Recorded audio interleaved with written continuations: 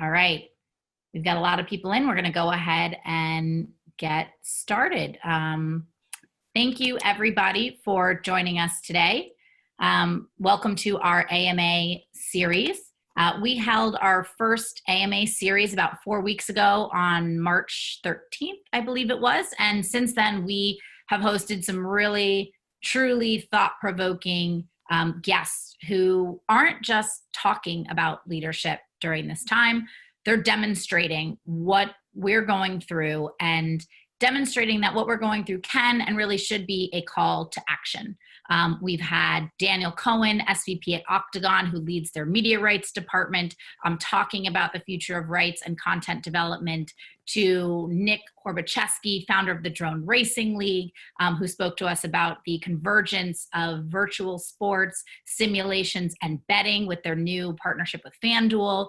We had the commissioner of the A10 conference talking about the impact of the pandemic on closing conferences and on athletes and collegiate athletic departments. And so we've had Olympic medalists. Our own Angela Ruggiero joined us, and we've got some future Olympic all-stars who are going to be joining us as well. And we're really doing this to bring different perspectives from across the industry to share what they're doing, not talking, but doing now and for the future, to not only maintain their business and protect it during this difficult time, but look at it as an opportunity to protect, pivot, grow, and innovate. So that when we come out of this, they're stronger and more in touch with the fan of the future. So with that, I'm going to go ahead and introduce our host and today's guest. I'm going to talk about how you guys participate, because this isn't Ask Me Anything and we want you asking questions. And then we'll go ahead and get started. So today, unlike our past sessions, is no different. We have an incredible guest. We're thrilled to welcome Jeff Mirmelstein with us. Jeff has been leading the Blinkfire global sales and business development team for the past 5 years. Blinkfire is a Chicago-based technology company that focuses in the sports, media, and entertainment space. And in his role, Jeff is responsible for managing Blink's amazing all-star business team and ensuring that their major league, team, and brand clients, of which they have many global clients and agency partners, are able to quantify their partnership, how effective it is, and the opportunities that it's creating, which is especially critical during these tough times. Prior to joining Blinkfire, Jeff built his career at Twitter, Google, and in investment banking. So we're thrilled to have Jeff here to talk to us about what he's seeing now take place that brands, agencies, leagues are doing using data, and especially some social data, to create meaningful connections with fans. And who's going to be hosting us today is Sports Innovation Lab's very own Josh Walker, who is co-founder and president of the lab. And Josh leads a roster of over 60 clients in the sports industry on how to create breakthrough fan experiences, as well as prepare their business for the fan of the future, something we call the fluid fan. Josh has been pulling from his previous experience as VP of research at Forrester to spearhead the development of all of the lab's technology platforms, which mainly curate and analyze tens of thousands of pieces of publicly available sports data to identify trends and connections in the global sport ecosystem. Josh is also a leading voice directing our research on the new age of sport and fan behaviors, and especially how sport is going to be forever changed through this time. And he created our leadership board program that brings together the most forward-thinking executives, of which Jeff is a member of, together to push for change and innovation. So Josh, really thrilled that you'll be leading the conversation today, but it's not just a conversation between Josh and Jeff. We want you guys involved. So let me go ahead and show you how we'd like you guys to participate today. So you're on mute. We'd like you to stay there. We'll try to keep you on mute, but we appreciate you letting us moderate today so we don't have a lot of background conversation.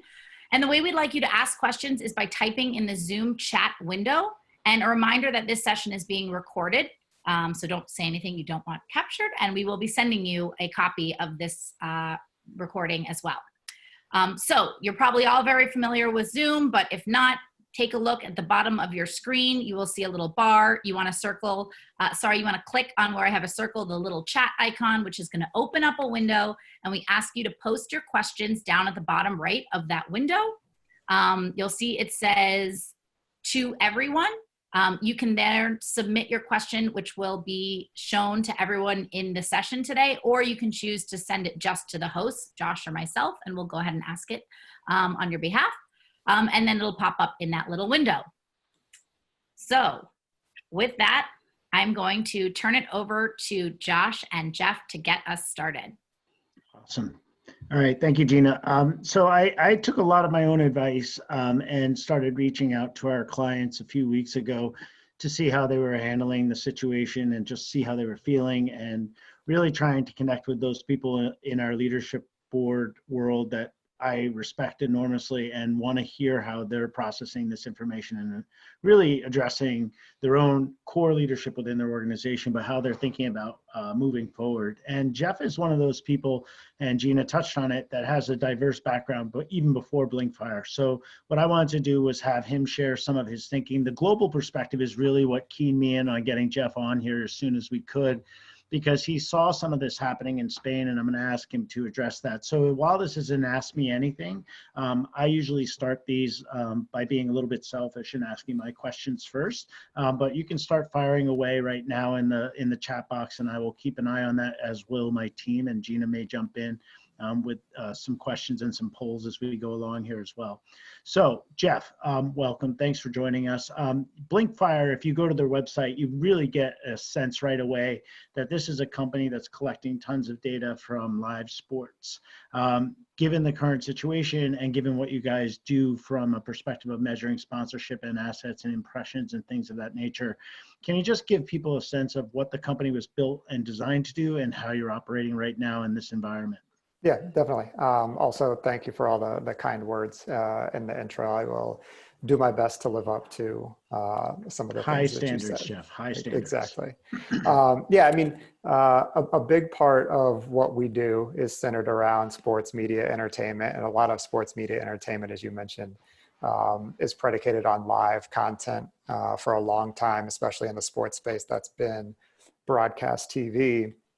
But a big part of why our CEO started this company about 6 years ago now is because there is a whole lot of information and content that's either builds on that live content, like highlights, like a Twitter feed update of minute-by-minute match tracking.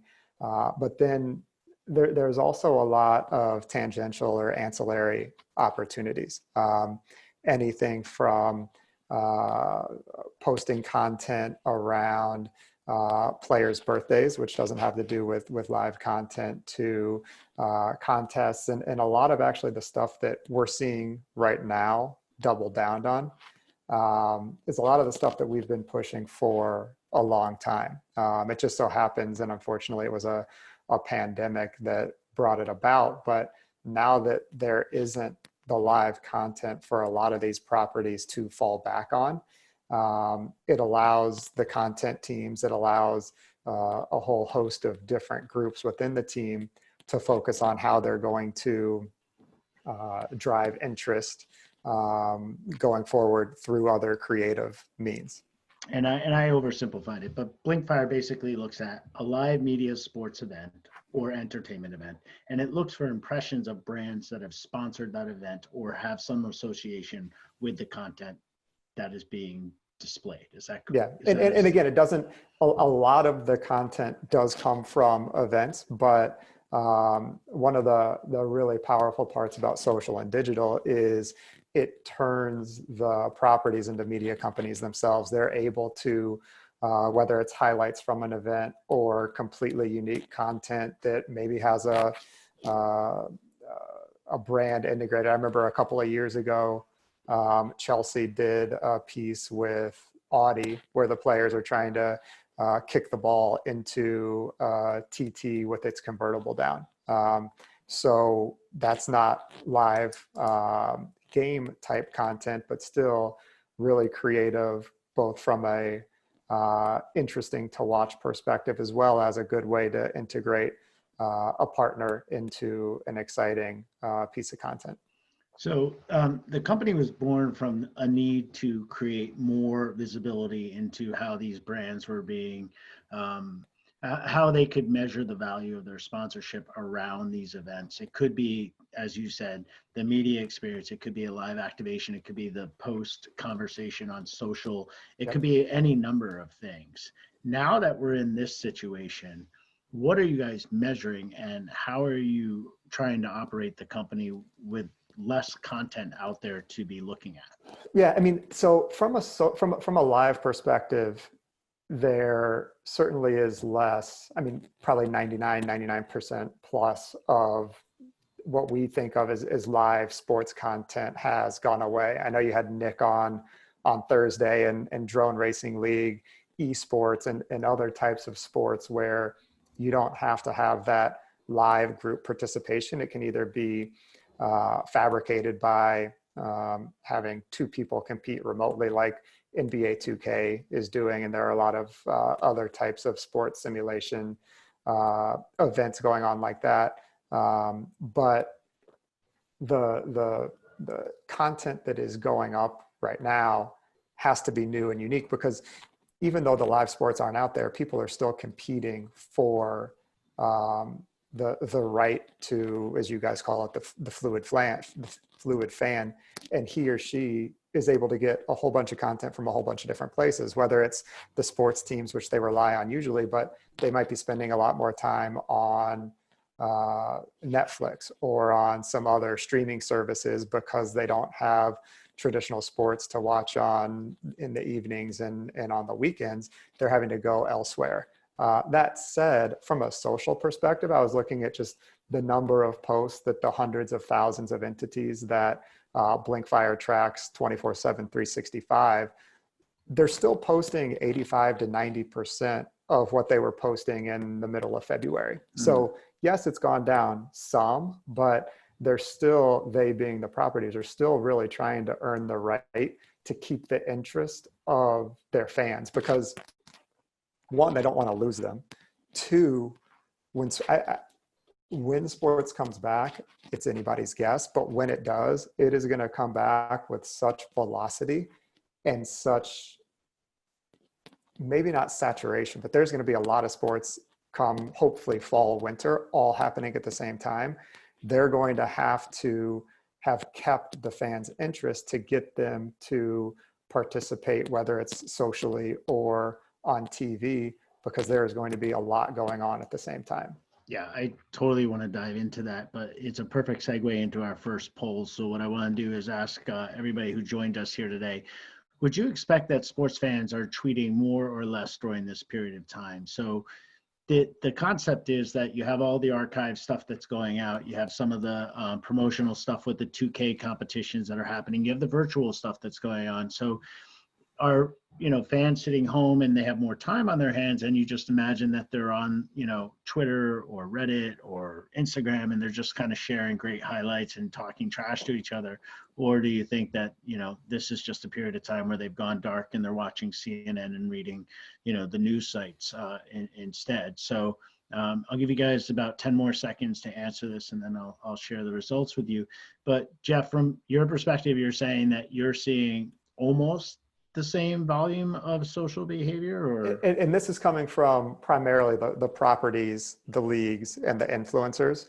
Mm-hmm. I think that like a Brand Watch or something like that probably has stats on just the overall universe of Twitter, and could probably get an answer to the question you asked if you don't already know it. Yeah. But from a sports property perspective, one of the things that I think is really interesting is the fact that despite no traditional live content, they're still putting up, again, 85, 90-ish% of what they were putting up when there were live games. Well, we had a lot of people that are shy and didn't vote, but those people who did vote said that 48%, we're almost split right down the middle, 48% think more, 41% think less, and about 11% think about the same. When you say that, and we talked to a number of the leaders across the leadership board around when, sports is going to return, and everybody's best guess at this point is somewhere around the August timeframe. And there's all kinds of contingency scenarios where we may have ghost games that come before that. What do you think you need to do as a company and as a partner to a lot of these properties during this period of time to really help them stay in front of the fans? You guys you don't create the content, but you're measuring the success of what they're doing, right? So what role do you play in sitting side by side with these guys? Yeah, I think a lot of people, especially at our company, take for granted the phrase real time, but Mm-hmm. the fact that our platform is real time is critical in allowing these properties to make decisions. If it were like, I mean, believe it or not, some properties still get quarterly or even semi-annual reports on how well their partnerships are doing. If that were the case right now, there would be a lot of blind flying, not having any idea what's working, what's not, where things could be improved, where things should be improved. So the fact that more and more people are required to rely on data and real-time data to make these decisions really enable us to keep doing what we've always been doing. I think two of our biggest competitive advantages are our technology, which isn't materially impacted by the virus. Aside from remote working, our engineers continue to be fantastic and incredibly diligent and productive. And then our customer success team is another area where we strongly feel that we have a significant competitive advantage versus others. And they're basically able to double down and do what they've been doing and just turn it up to an 11.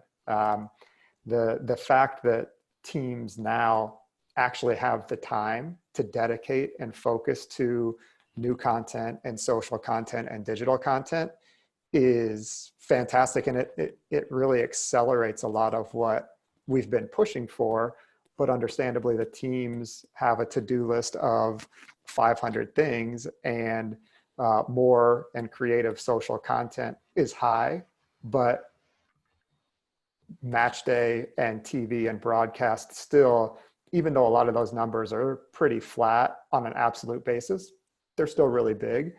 And that's what's always gotten the highest executives' attention now. And we've heard a handful of stories already, executives who used to just care for and rely on TV broadcast for all of their numbers, all of their revenue, all of their sponsorship exposure.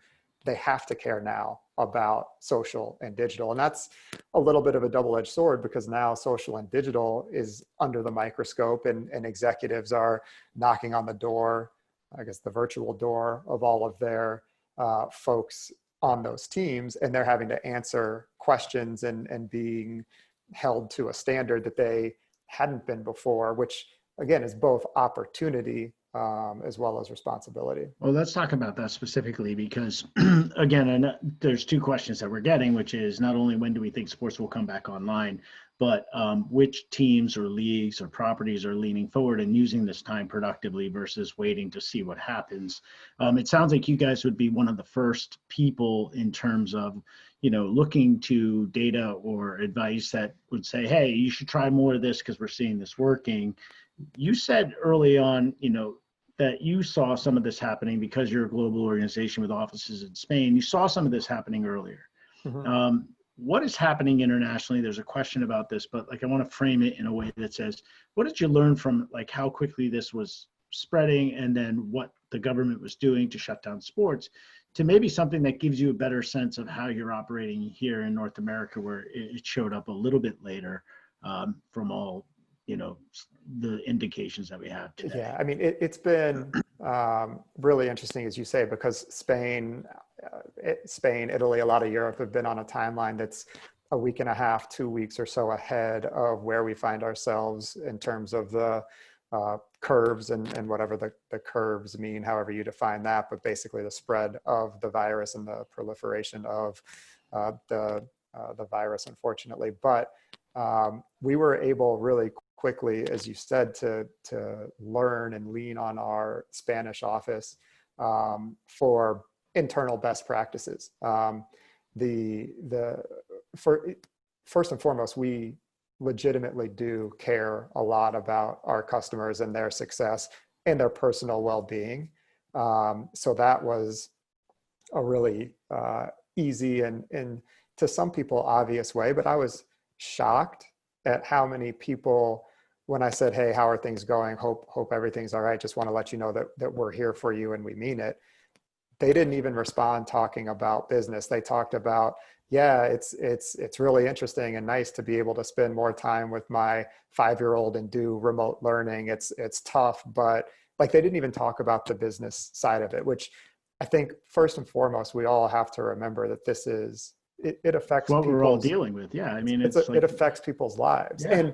And content and sports is a big part of people's lives, but just it was eye-opening even for me how much and how important empathy is in general. Mm-hmm. But once that was established and they knew, then sometimes they would say, yeah, we really need to focus internally and let's chat again in a week or two. Sometimes they would just go right away and start talking about execution and how things, how they can continue to be successful without TV and broadcast there. Yeah. Yeah. I mean, a lot of the leagues are looking at all these make goods and force majeure things that Dan touched on during his AMA. The amount of money they need to recover, or at least, start to look at, is being tracked on our website daily. Yeah. And it's staggering. I mean, we're talking about hundreds and hundreds of millions of dollars per league and billions and billions of dollars industry wide. The idea that full seasons may just get canceled or not resumed is now on the table. I come back to, like, but your organization depends on these things to be happening at some level to generate that fan activity. So where do you plug into the strategy these guys have to design for the next few months? What is your role, and where do you sit at the table in helping them think through this? Yeah, so we're not, I mean, we, like I said, we have an incredibly strong and what I would call best in class customer success team.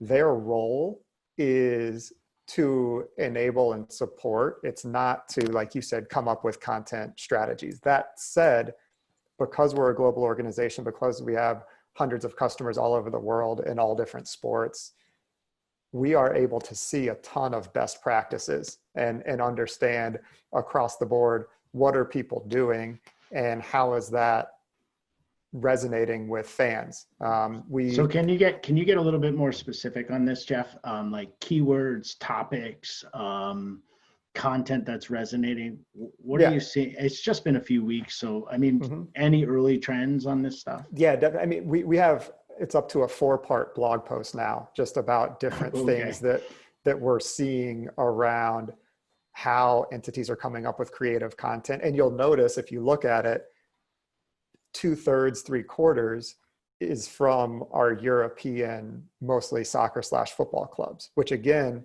highlights the fact that there is a lot that we can learn and that can be learned from some of these entities. Everything for, I mean, they were some of the first.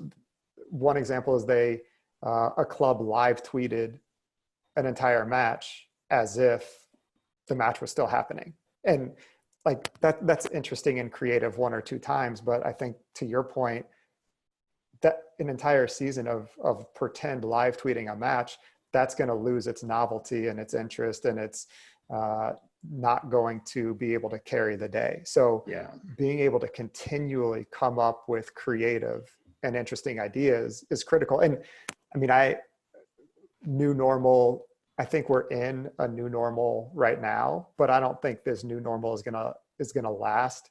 What the quote unquote next normal is, where there are all of these interesting content ideas, some of which will probably continue to happen, some of which might fade away a little bit, like the live tweeting a game, a make-believe game. But there probably will still be a higher likelihood that, and more times where a couple of players will live stream themselves playing FIFA or NBA 2K. But as much as exciting as esports can be, at least in the near future, it's not going to replace the live broadcast. And I guess I was talking with our esports, some of our esports team this morning, and they were, I think esports is different from how a lot of people in traditional sports, myself included, think about that type of thing. Some of them, for clarification, there's esports and then there's virtual sports, and the terms sometimes get blended together exactly. or used wrong. The virtual sports is when you simulate a real sport. You can do that in a competition-like format, I guess, and create an esport event. But esports has been reserved traditionally, from what I've learned over the past few years of working with Abe Stein and others in this space, is that this is really where you have teams that almost mirror, leagues, and they, compete with each other in a competitive format that has all kinds of different audiences. I mean, like, I think the biggest issue, and we've talked about this on other AMAs, so it's super important because it definitely relates to how you guys measure brand activity. It's like those in the traditional sports world thought that they were hedging their bets by buying a esports franchise to get either that young generation to become, Patriots fans or Celtics fans or, Bruins fans. And there has been no evidence I've seen, and I've looked at a lot of the Newzoo stuff and the different sorts of esports analytics that are out there. It doesn't seem like there's a lot of overlap in those two fan bases. Yeah. And I think that's true. I think like you said, the idea is that there starts to be overlap and there starts to be affinity tied between the two, but people don't really care about how ownership organizations are structured in terms of having brother and sister companies. It is about the competitions themselves. And yeah, you might be able to have some interesting ties, but I don't think that somebody who is a Vancouver Canucks fan feels like they have to cheer for Vancouver's ownership team's League of Legends team, for example. I jumped in there with a little bit of force because it's been a topic that's come up over and over again. And what I'm seeing more than, the fact that there are two different parts of the organization is a lot of what those skill sets have been developed and a lot of the technology those groups use should be closer together from a production standpoint. And that brings me to a question that I think you and I discussed even at CES this year. When there's a change in the media format, and somebody asked this privately on the chat already, if augmented reality or some sort of new streaming technology starts to introduce sponsorship elements, do you guys have to adjust your technology to adapt for that new media format, or is what you've built at the core able to take advantage of, virtual reality, augmented reality, those other media formats? Yeah, I mean, we've that probably is a better question for our engineers, but the fact that we've built a platform that's predicated on capturing content first and foremost and quantifying that content in real time, I think at our core, we are absolutely set up to succeed. There are, like, we're looking at Twitch streams all day, every day. We're adding, as APIs permit, we're adding additional platforms as soon as we can get access to the different content streams. It's definitely going to get very interesting when you have VR, because there's an added level of complexity. Not only is there a brand in the scope of the television, if you're thinking of broadcast, or on your phone screen, if you're thinking about social and you're consuming it on mobile, but is there a brand there? And is the person, because like you have a 360 world around you, and there might be a sign for McDonald's behind me, but I might not be looking at it. So there's just that extra level of complexity. But if there's data, we would love to have it. And I think the on the technical side, it would be a problem that is fun to solve as opposed to impossible to solve.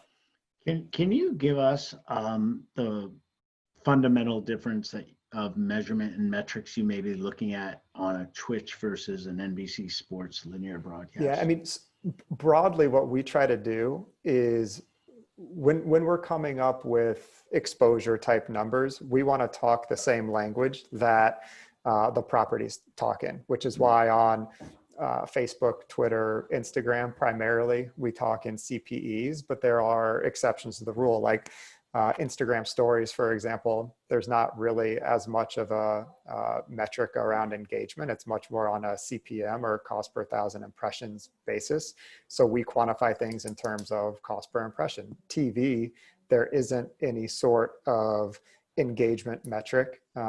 So we think of things that are more video focused on as either CPM or CPV. So long story short, trying to create a perfect apples to apples scenario is tough, and we candidly don't think it's right. So we focus on really trying to help properties and brands understand if we were to want to get 100,000 engagements on Instagram or 2 million views on Twitter or I don't know, 10,000 impressions on an Instagram story, what would that cost? And then at the end of the day, I guess if there was one common denominator, not surprisingly, it's the dollar and the value of that exposure. One of the things that we keep talking about at Sports Innovation Lab is the idea that, when a gamer is playing, they have their headset on, they're talking to their friends or their teammates, and they're doing everything like right there. It's really, really bizarre or weird for a gamer to put down their, console controller and pick up their phone. But yet when we're watching an NBA game or an NFL game or an NHL game, it's totally normal for us to do this.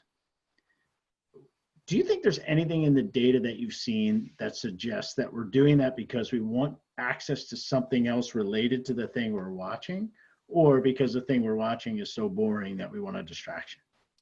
I mean, so when I think it's that there is an opportunity to be distracted. If you think about somebody who's gaming in their console, they are focused.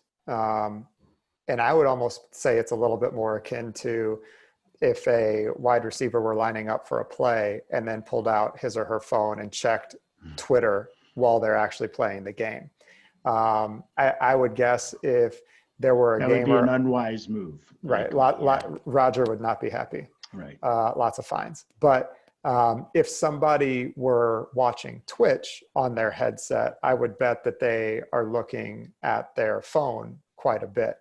And there are all levels and varying types of granularity within there. But I think that because when you're watching sport, there is downtime in almost any sport, versus if you're competing or playing an esport type game, it requires a higher level of focus. But to answer your question around data that we've seen specifically around that, I'm just hypothesizing, and we haven't had any. Yeah, but NBC made a lot of noise because they were going to create this, new metric, and they wound up doing it because they were like, look, the Nielsen numbers are one thing, ComScore does this other thing. We think there has to be this universal metric, and we want to make sure that we're capturing that appropriately across all of our properties because nobody does it well.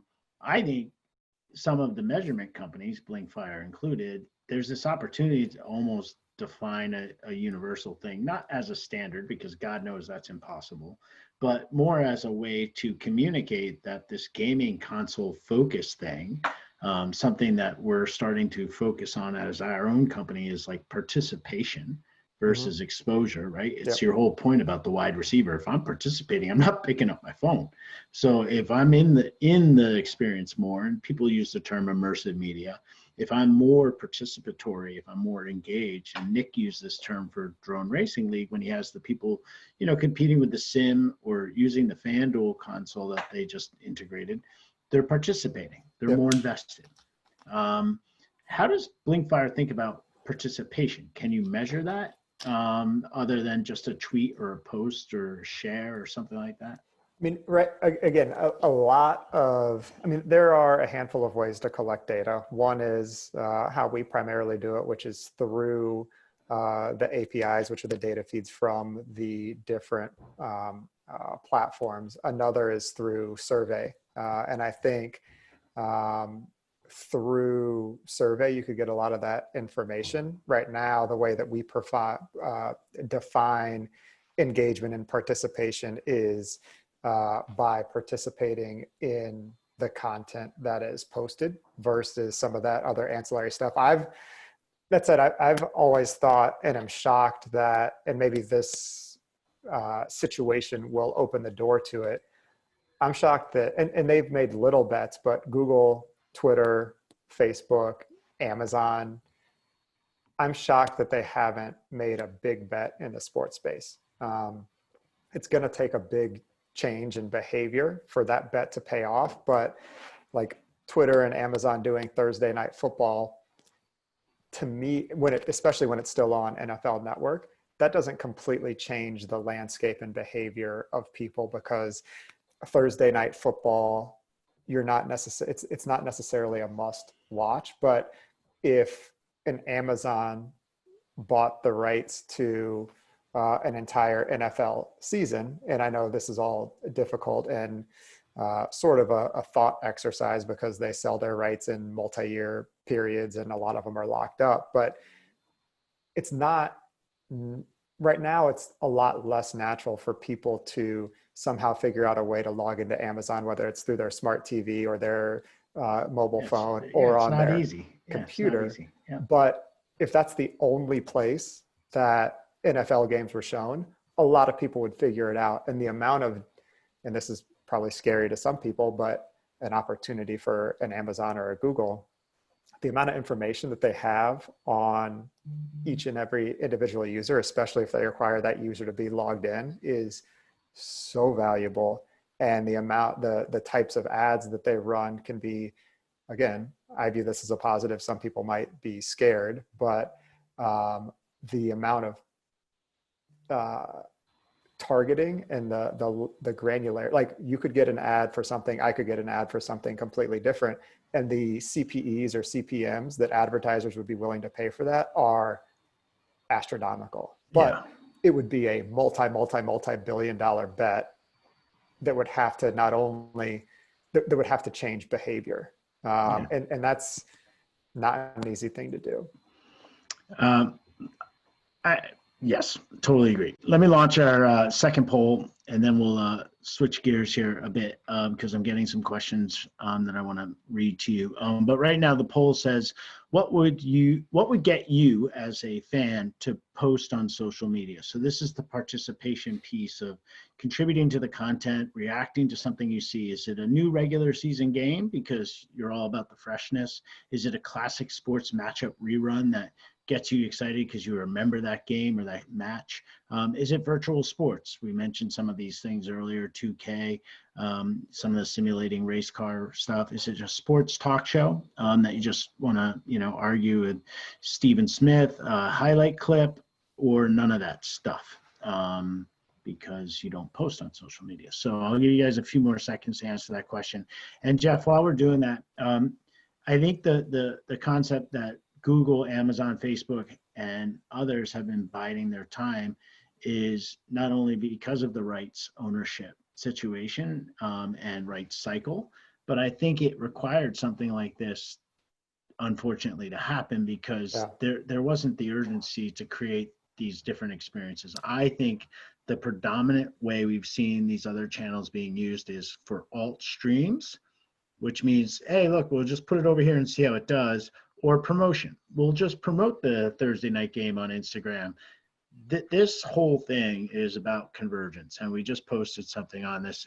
This stuff has to come together, meaning that you don't want to leave one channel to see the other. So you guys voted, and you're kind of split all over the place. A highlight clip is definitely the thing that gets you jazzed up enough to say something. a lot of you aren't going to be on social media with any of this stuff, and then a new regular season game has us all missing that. Nobody likes the classic reruns. Are you guys measuring sponsorship impressions on the reruns? To the extent that they're, to the Yeah. extent that they're getting put up on social, absolutely. Because we don't really differentiate between a game from last week and a game from 2 years ago, aside from the fact that there might be different sponsorships that we're looking for in the content. But when quantifying the engagement, when quantifying the reach, the impressions, the comments, all that kind of stuff, it doesn't matter to us, and we look at it all as just content broadly. But again, because it's real time, and because teams should and more are using, especially on social and digital, data to drive decisions, they can take a look at that second level of information and understand, okay, here is a list, a subsection of highlights. Here is a list, subsection of old game replays. And they're basically, without doing a poll, gathering all of that data and information. And they can use that to create content decisions over the next few weeks and over the next few, however long. Like there's no reason that they can't use similar data once sports, and in the traditional sense, come back to inform their strategies also. So let me get to some of these questions. We'll bounce around a little bit now that we've got a number of them in the hopper. The first question is, I have a question about the less fluid fans, the diehard fans, particularly in baseball and sports like it, where the fan base is currently older than other sports. Are you guys tracking changes in how would you advise Major League Baseball to re-engage fans that are more valuable and perhaps might be likely to be at a higher risk for a while? I'm assuming that are you seeing shifts in the fan base, and are there ways to steer them demographically toward more at-risk fans during this period of time? I'm assuming that this means, fans that might leave, watch Netflix, do other things like that. Yeah. I haven't taken a look at the demographic information and how that's changed over time. It's a great question.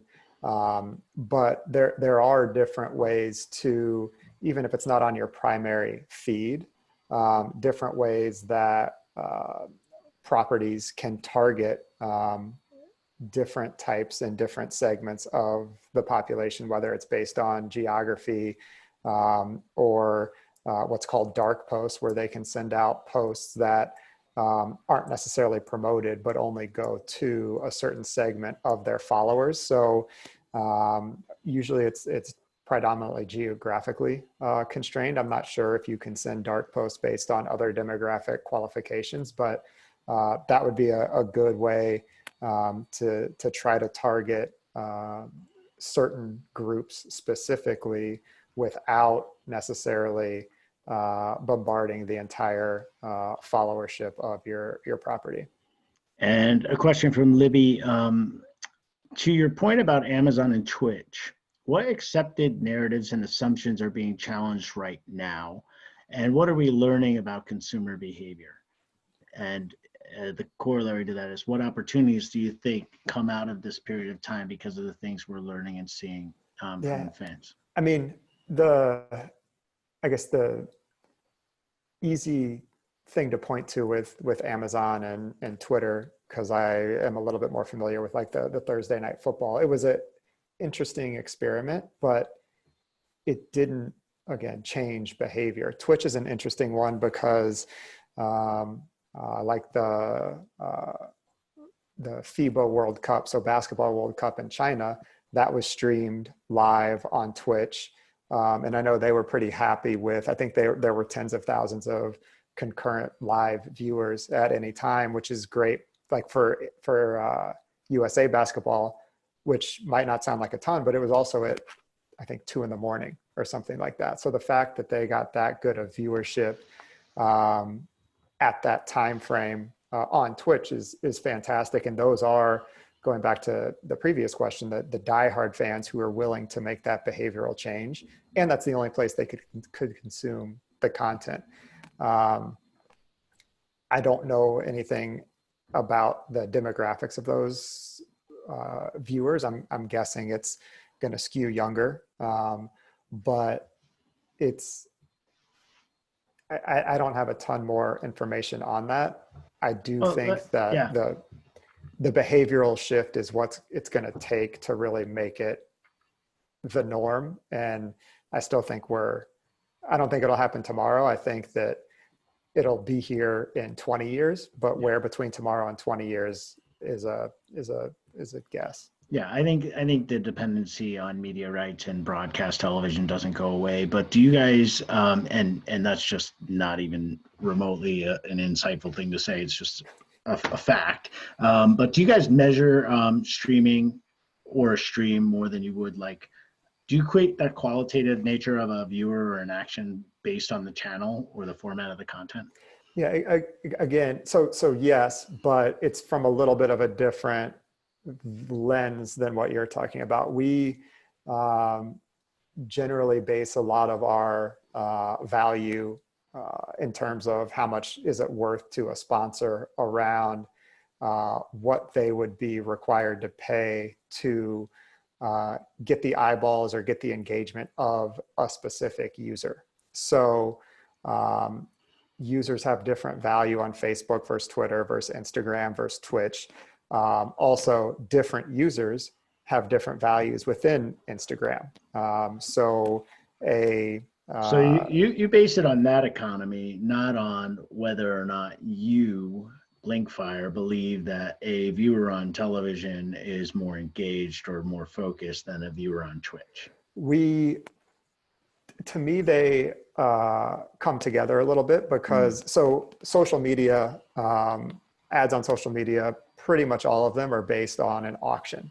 So it's a very live and real time bidding on different types of people. So people like on Twitter, you could bid on somebody who has an affinity for finance and technology and sports, and based in Chicago or New York or LA, that person is probably going to have a much higher cost to attain their eyeballs or their engagement versus somebody in northern Russia who is 85 years old, who probably doesn't do a lot of online buying of something. So the different eyeballs of people have a different inherent value based on who those eyeballs belong to, which I think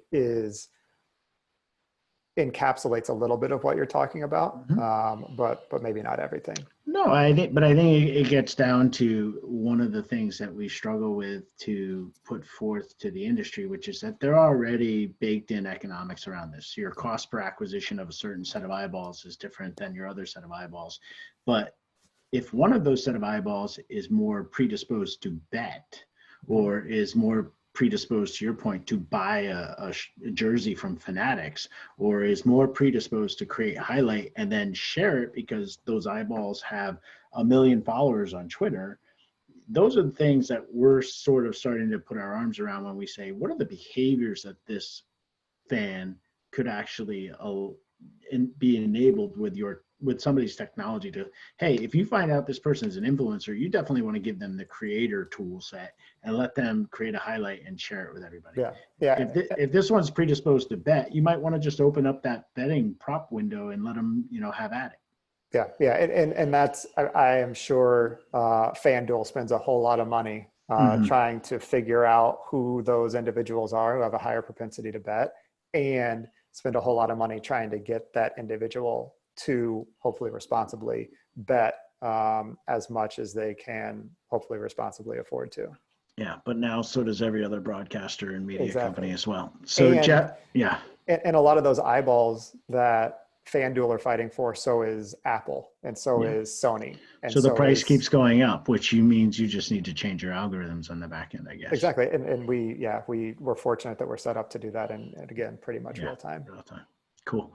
Well, Jeff, we're coming up to the end of the hour. We've been bouncing all over the place, but is there anything you want to end with? And again, I appreciate you taking time to join us today. Yeah, no, just thanks to everybody who joined, and appreciate Josh and Gina and the Tire Sports Innovation Lab for inviting me. Yeah, and again, we record these things, so we'll be promoting it to everybody who's busy homeschooling their kids and dealing with life. So we'll make sure that more folks can weigh in here on this conversation. And if there's any follow-up questions, we'll get that to you. Gina, do you want to wrap us up? Absolutely. Thank you so much, Jeff. If you are interested in continuing the conversation with folks like Jeff and the team at the Sports Innovation Lab and over 400 other industry leaders, please join our Slack community. It is open. You can go ahead and access that community at the bit.ly link on your screen. And we are back this Thursday, but at a different time. We're going to be thrilled to welcome Pau Gasol, 6-time NBA All-Star, 2-time NBA champion, Olympic medalist, UNICEF global champion, truly a leader and an innovator who is going to be sharing his perspective on the current situation, how to protect athletes, and how to, pave a way forward. So that'll be at 3 p.m. on Thursday. You can see the bit.ly link. I'll also include a link to register when I send out the recording of today's session.